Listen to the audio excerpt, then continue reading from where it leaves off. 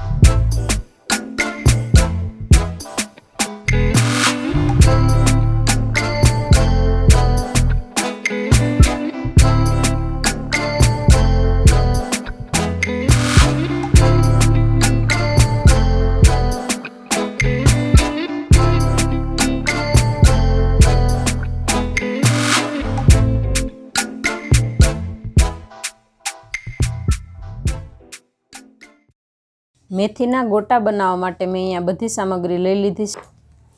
તો તેના માટે મેં અહીંયા 1 કપ મેથી લીધી છે। મેથીને મેં ધોઈને કોરી કરીને સમારી લીધી છે। અડધો કપ મેં ધાણા લીધા છે, એને પણ મેં ધોઈને સમારી લીધા છે। 1.5 કપ મેં બેસન લીધો છે। 3 ચમચી જેટલો મેં અહીંયા રવો લીધો છે। કટરમાં કાઢીને લસણ લીધું છે મેં 1 ચમચી, 1 ચમચી આદું, 2 ચમચી લીલા મરચાં, આ ત્રણેયને મેં કટરમાં કાઢીને લીધું છે। સ્વાદ પ્રમાણે મીઠું, અડધી ચમચી હિંગ, અડધી ચમચી મરીનો પાવડર, અડધી ચમચી સૂકા ધાણા, એને મેં અડધકતરા વાટી લીધા છે। અડધી ચમચી ખાંડ, ખાંડ તમારે ન નાખવી હોય તો તમે સ્કીપ કરી શકો। 1 લીંબુ અને ચપટી કુકિંગ સોડા। હવે આપણે પહેલાં તેલ ગરમ મૂકી દઈશું, એટલે તેલ ગરમ થાય ત્યાં સુધીમાં આપણે આ લોટ તૈયાર કરી લઈશું ગોટા બનાવવા માટેનો। તો આપણો તેલ ગરમ થાય ત્યાં સુધીમાં આપણે લોટ તૈયાર કરી લઈએ। અહીંયા 1 બાઉલ લીધું છે, એમાં બેસન એડ કરીશું।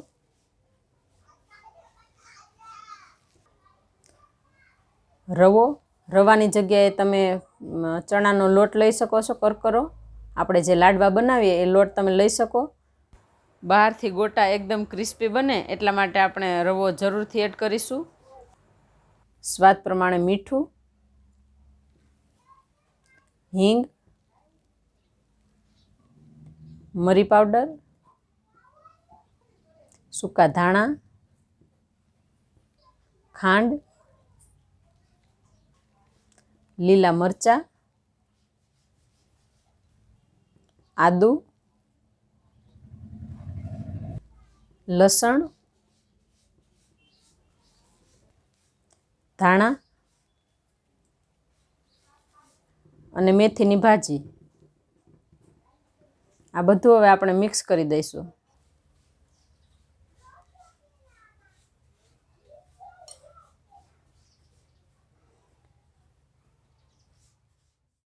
થોડું થોડું પાણી નાખીને આપણે બેટર બનાવી લઈશું। તો મેં અહીંયા 1 કપ પાણી લીધું છે, આપણે જરૂર પડે એટલું પાણી આમાં નાખીશું।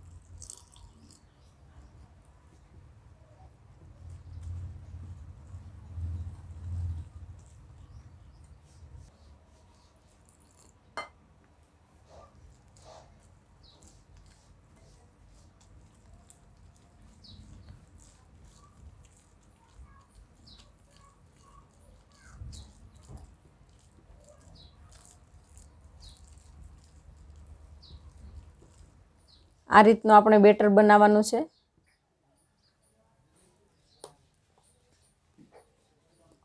આ રીતનું આપણે ઘાટું રાખવાનું છે।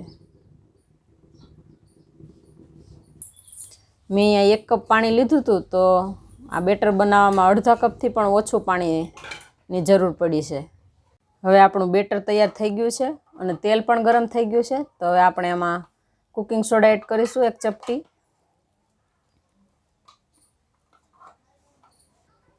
તેના પર આપણે લીંબુ નીચોવી દઈશું।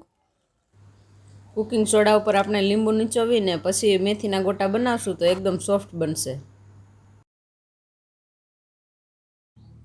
હવે આ રીતે આપણે મેથીના ગોટા એક એક મૂકી દઈશું આમાં ગરમ તેલમાં. આપણે ગેસ ફૂલ રાખવાનો છે.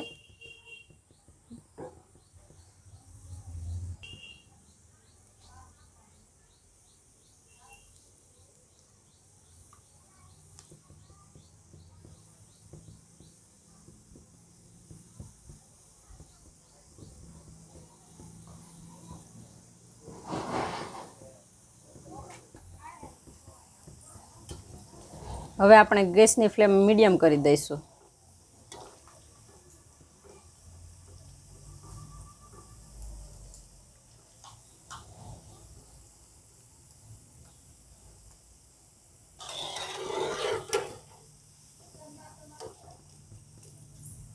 તળાઈ ગયા છે, હવે આપણે કાઢી લઈશું.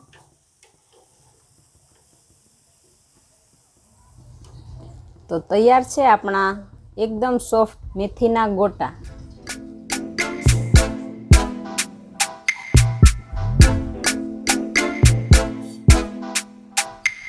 તૈયાર છે આપણા ગરમા ગરમ મેથીના ગોટા.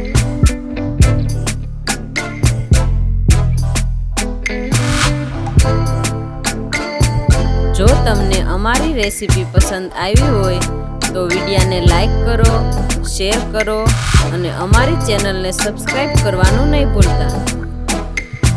તમને અમારી રેસીપી કેવી લાગી એ કમેન્ટ કરીને જરૂરથી જણાવજો.